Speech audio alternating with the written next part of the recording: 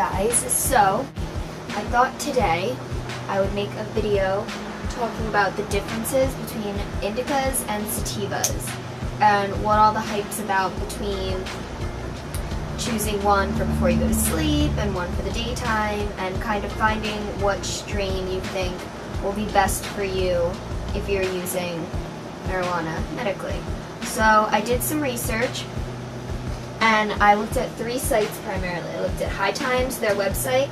They had some articles on the differences. I looked at the Weed blog. They had articles on the differences. And then I looked at Ranker.com to find common strains of each kind. But, okay. Also, someone suggested I smoke a blunt in my next video, so I'm smoking a blunt in this video.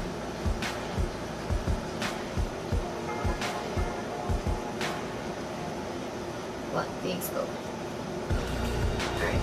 So the first difference, typically sativas grow taller than indicas, which makes them better for being grown outdoors, as you can grow them taller than you can indoors where there are restrictions with height and whatnot.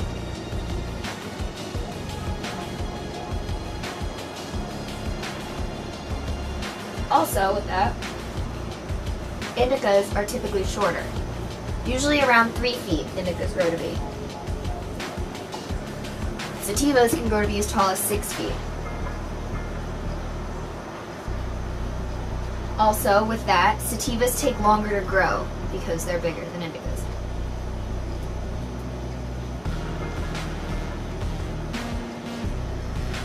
I have notes here. It says sativas can take up to 20 weeks to grow. And that's a high number. That's on the high end. On the other hand, indicas are done in 8 to 10 weeks, so about half the time.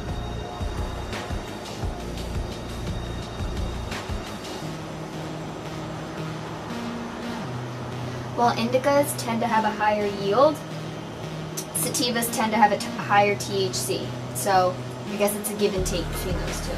And these are just the plant basics. This isn't anything to do with the medical aspects of it yet. When it comes to the highs, the indica high is described as being a physical body high, sort of couch lock, whereas the sativa is better known as an energetic and uplifting kind of head high.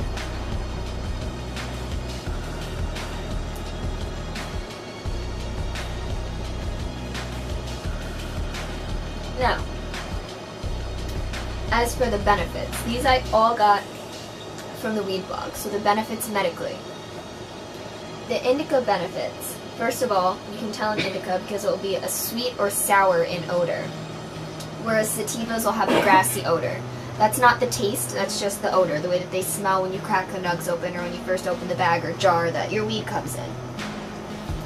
Indicas are good for relieving body pain. So people that have chronic body pain, indicas are going to be really good to help relieve the body pain. Because sativas tend to have a higher THC, they're more psychoactive than indicas, which are going to be more pain relief for your overall body. Along with that, indicas relax your muscles.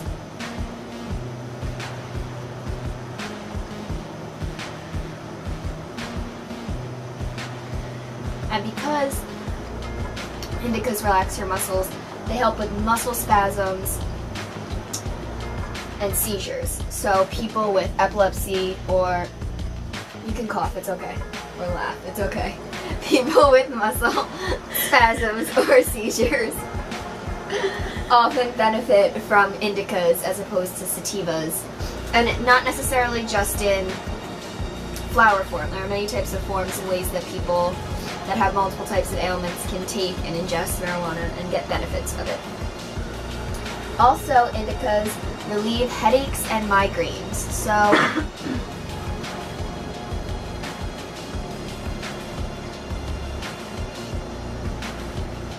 going back to the pain relief, indicas are going to be your best bet if you have a headache or a migraine overall.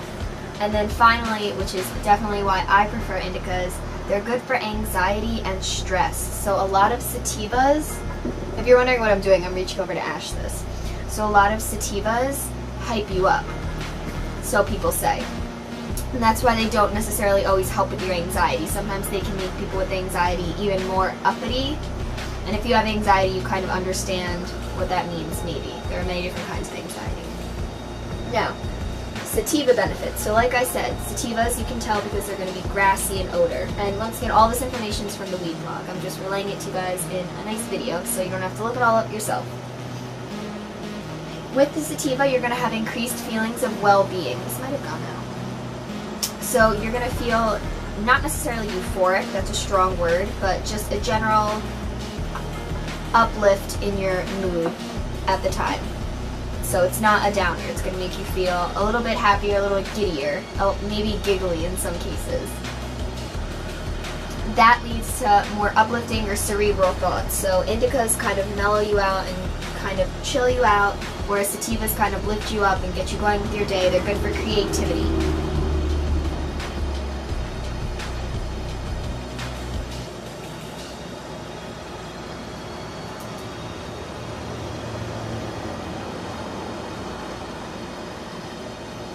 I had to puff on that a few times, sheesh.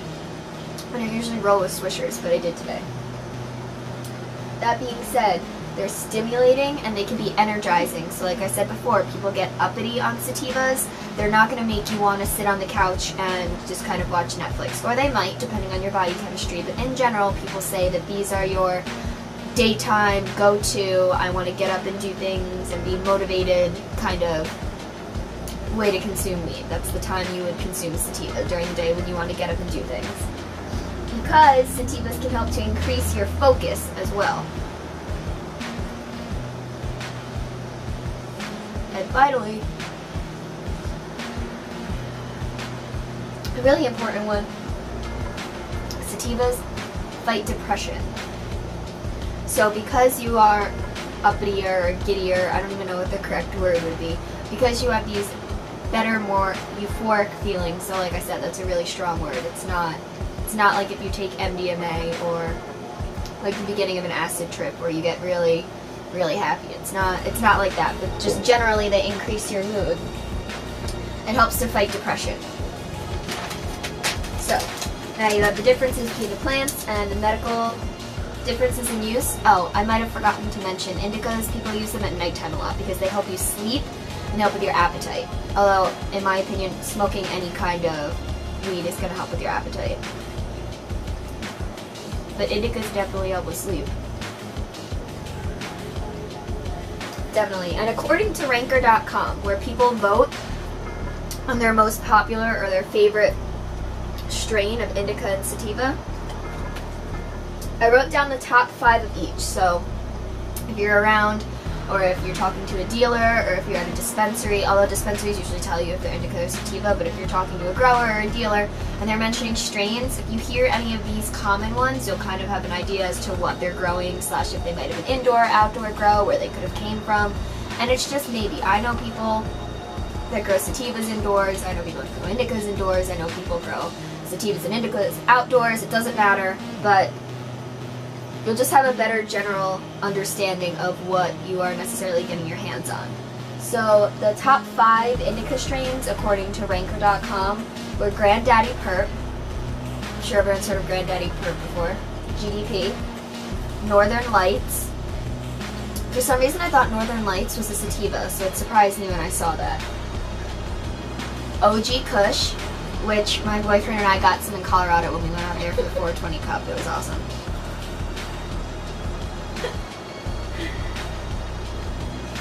I don't know if you notice my French inhale, if you can tell, sometimes, most of the time, it only goes up one nostril, and I don't know how to fix that. I have no idea how to fix it at all.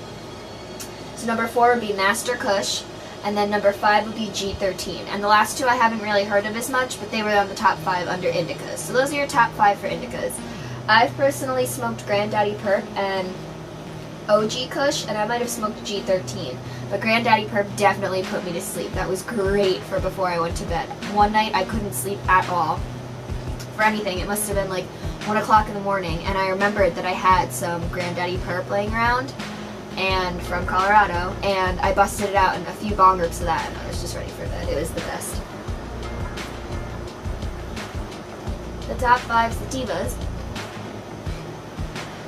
No surprise, Sour Diesel, Blue Dream, Jack Herrera, Super Silver Haze, and White Widow. And I've smoked all of these. I've smoked Sour D that was grown indoor, and it was amazing. This stuff was so fire. It was unbelievable. I mean, incredible. I want to get my hands on more of it, to be honest. It was the best Sour D I've ever had. And then Blue Dream. When I was in San Francisco, I picked up an ounce of that. So when my goodies arrive, I'll be smoking some of that with you guys. Jack Herrera.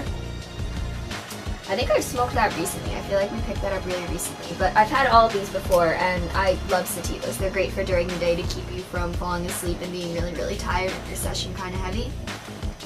So that's always good. It just comes down to personal preference as to what you like more. Personally, I'm an indica kind of person, but I also tend to be a very stressed out and anxious person, so sativas don't always work to my benefit. Also, I go to school full-time, and I'm going to be working full-time this semester, so the only time I'm going to be smoking is at night, so sativas won't really be doing too much to help relax me after a long, stressful day. However, I'll definitely be smoking some sativas before I go to class, because who doesn't like to go to class high? Whatever. It's a preference.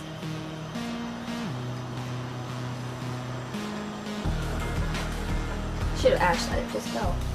Anyway, that is all I have for this video, but I still have some of this blunt left. So, until next time, I will see you guys later. And let me know if you have any suggestions for any further videos. And stay super stoned. Bye guys.